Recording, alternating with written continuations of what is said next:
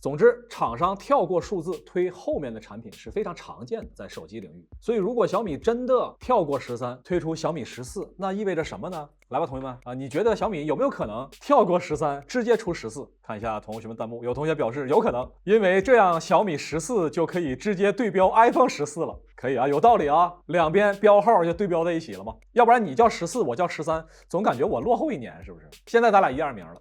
还有同学说大家都说了，小米啊买双不买单，我们就不出单机器了，以后都叫小米14、小米16、小米18，是吧？雷军表示，明天你来我们起名部上班，好不好？还有同学表示说肯定是小米14了，因为米 UI 都14了嘛。这样的话呢，就是小米14手机对应米 UI 14系统，一一对应了，属于是一拍即合了，属于是。大家觉得这次小米会推出13，打个13，绝对会跳过啊，直接出小米14，打个14。看一下同学们弹幕，我觉得是假的啊，为什么呢？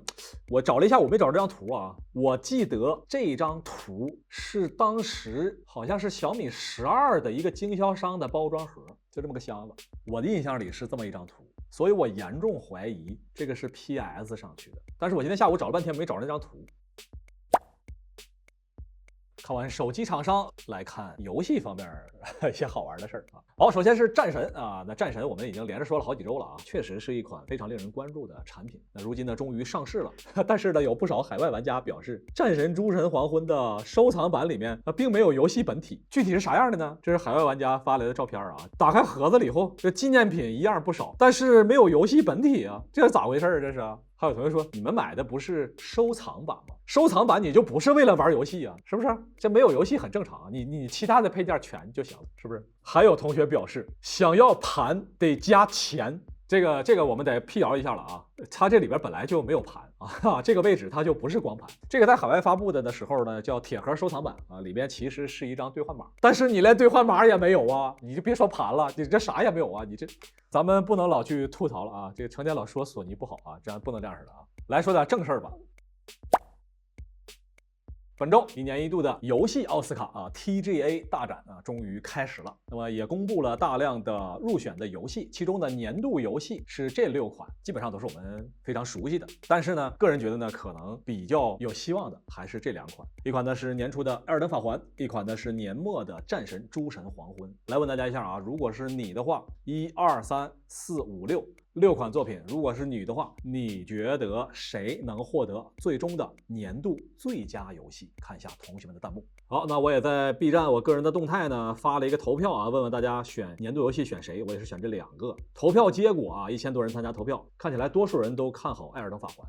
我自己觉得呢，应该是《艾尔登法环》，它毕竟是多个平台上市嘛，我觉得这算是一个优势。而战神这边呢，毕竟是要等好几年后才会移植到 PC 版，所以是不是这方面就有点吃亏呢？那这么说的话，索尼你是不是应该考虑考虑啊？早点让战神移植到我们 PC 平台啊！还有一件事情更让人纠结了，这个呢是年度游戏改编影视啊，一共是这5部啊，也都是我们非常熟的了啊，《双城之战》、《边缘行者》、《茶杯头》、《索尼克》、《神海》。那这5部里面呢，我个人觉得仍旧是2部最有竞争力，年初的《双城之战》，年末的《边缘行者》。当然需要说明啊 ，TGA 呢它是12月之前作为一整年，所以呢，《双城之战》是去年年末的，我们也把它算作是今年年初啊，因为它是这一个统计年周的。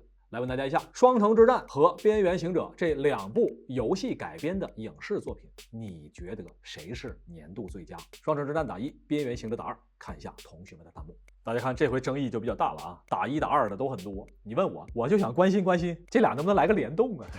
当然这个可能性不大啊，毕竟这个《双城之战》呢制作周期长达6年。下一步啥时候不太好说，所以我觉得今年可能《双城之战》是不是几率大一点？因为下一次他再获得这种年度最佳影片，可能是6年之后了。下面来看微软的好消息，来看一下同学们弹幕，你平常使用的 Windows 系统是哪一个版本？或者你使用的是 Mac， 你就打一个 Mac， 是 Windows 的可以打一个7、10或者11，看一下同学们弹幕是什么好消息啊？我们知道这个微软啊一直在致力于改善人们的线上办公体验。之前呢微软也推出了自家的类似钉钉的这样的协作软件，名字叫做 Team， 可以在线的去开会啊，去传输文档等等。但是呢，大家老觉得这个在线开会太枯燥了，在线加班很痛苦，所以呢，微软本周推出了全新功能 Games for Work。是的，你没看错啊，我也没念错。工作的时候的玩游戏，哈，是什么呢？就是微软给自家的这个钉钉软件啊，就是 Team 这个软件里面增加了游戏功能。这样的话呢，你就可以在线和你远程的伙伴一起玩游戏了。目前呢，已经开放的游戏包括纸牌、扫雷、拼字、砸冰块，都是微软 Windows 的经典游戏。以后呢，咱们就可以在微软的在线办公软件里面和同事一起玩游戏了。怎么样？大家觉得这功能溜不溜？什么叫在线摸鱼啊？来看一下同学们弹幕，大家觉得这个功能加入满分100分，你可以打几分？各大公司老板看到这项功能之后，纷纷卖掉了本公司的 Windows 电脑，改成去买苹果的 MacBook 了。第二天，微软成为全球最大在线游戏服务商，数以亿计的打工人在微软的游戏大厅里面办公。在微软的办公大厅里面玩游戏，不错。还有同学表示，这背后是不是有什么阴谋？既然是办公软件 Team， 也就是类似咱们的钉钉，那它一定会有管理人员的统计功能。到时候呢，老板就可以在后台看到谁在一边玩游戏啊，一边开会。这不叫一键摸鱼，这叫一键下岗，直接统计了哪些人在玩游戏。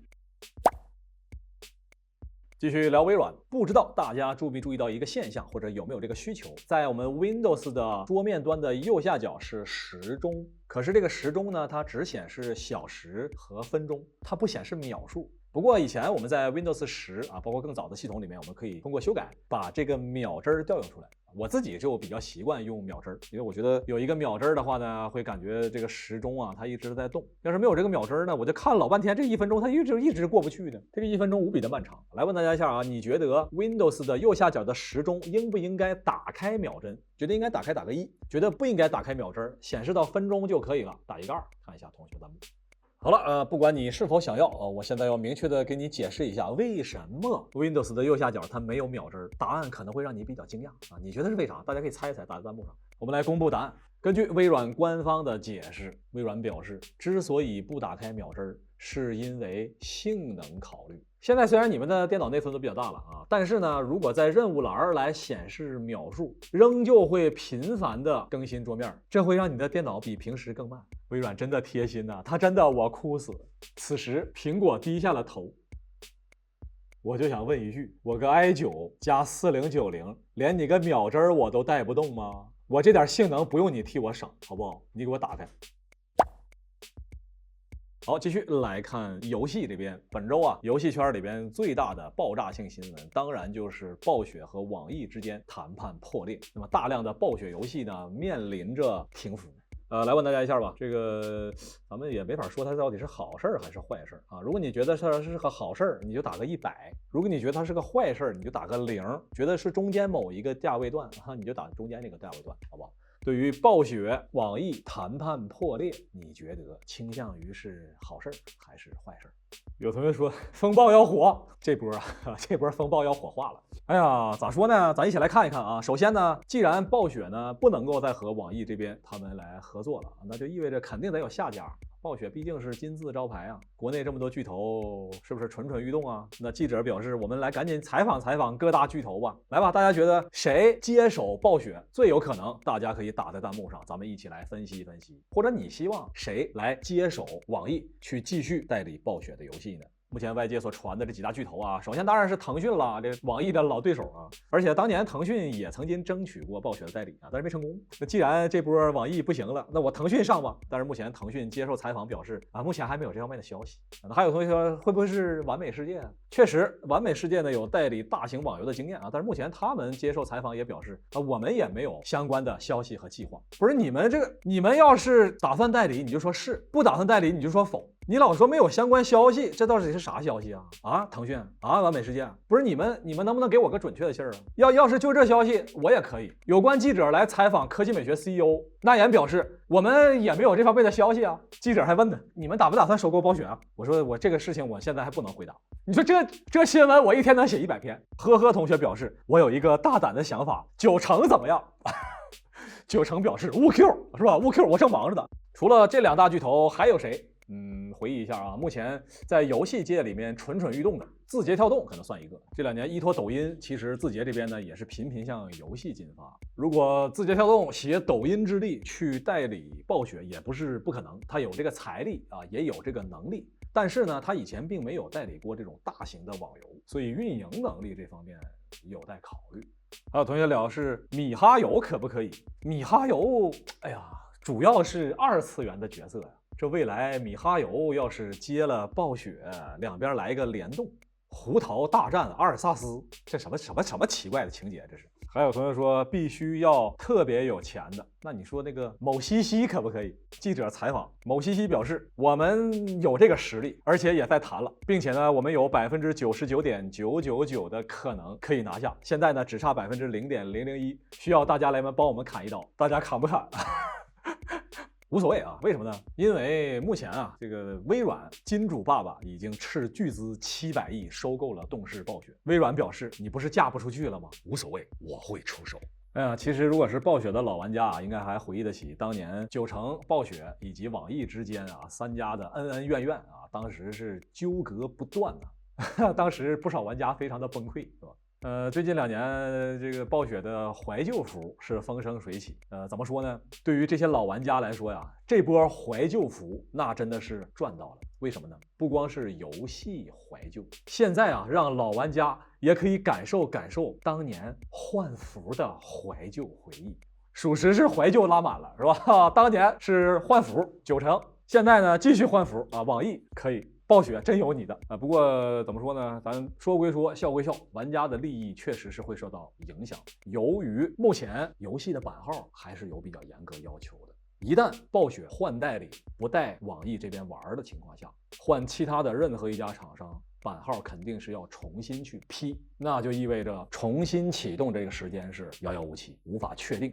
同学说，主播你成天吐槽这个吐槽那个，你就没有点真实的解决办法吗？没有100%的把握，我是不敢来跟你聊这个事儿的。下面我给你出一个万全的解决方案，既可以满足暴雪离开网易的需求，又可以满足玩家们不停服的这个不可能的要求。你猜是什么？很多同学说的不行了，这是没有版号，这肯定是玩不了了。我给你出一个解决办法，一定让你能玩上。看着我无邪的眼神，我来告诉你答案是吧？来一家巨头收购网易，对不对？收购网易不就完了吗？收购网易啊，这个时候呢，这个代理商就等于没换，马上就可以重新开服，怎么样？觉得主播这个办法比较溜啊，可以打一波溜是吧？能不能实现？大家可以打在弹幕上。屏幕都干黑了，你这事儿整的。有同学表示，主播你能不能不瞎编？你不就在这扯淡的吗？谁能收购网易啊？阿里表示，谁叫我？啥事儿？微软表示，他们不要你，我可以。Windows 12内置暴雪全家桶。科技不聊，主播来吐槽，你说这都什么事儿？你们谈判的时候有没有考虑到玩家的感受？想看到主播疯狂吐槽各大科技厂商，欢迎点一波关注，要不然的话，你下周大概率就看不着我们了。如果兜里没钱，点个赞也行。我们下周再见。祝大家都有强壮的身体，多赚 money， 天天都能休息，每天还有花不完的法定货币。感谢大家的点赞。哎，这是谁掉的硬币啊？给大佬们磕头了。下周别忘了还来玩啊！又到了一周的上电视时间。上周呢，我们跟大家聊了 Windows 11啊，升级的极其缓慢，根本人就没有人升，大家都用 Windows 10。我呢，让观众们想想办法啊，有什么办法能让 Windows 11快点升级呢？观众们表示啊，咱们推出新政策，更新 Windows 11就送鸡蛋和豆油。还有同学表示，不送猪肉我是不认可的。隔壁大妈表示，好孩子，我更新什么 Win11，帮我更新一下，掏出了诺基亚。上周我们还给大家介绍了小米13的高清渲染图，有不少同学啊对这个外观部分呢给予了自己的评价，特别是这个摄像头的设计。来吧，同学们，满分100分，对于小米13的摄像头部分的设计，你打几分呢？有网友表示，小米13这个外观摄像头为什么让我想起了这个表情？大小眼儿是吧？还有同学表示，在那言的视频下面基本上都没有什么人吐槽，因为该吐槽的都被主播说的差不多了。主播他能说。上周我们还建议微信啊推出一个极速版，哪怕你阉割点功能也行啊。观众表示，微信极速版可以阉割聊天功能，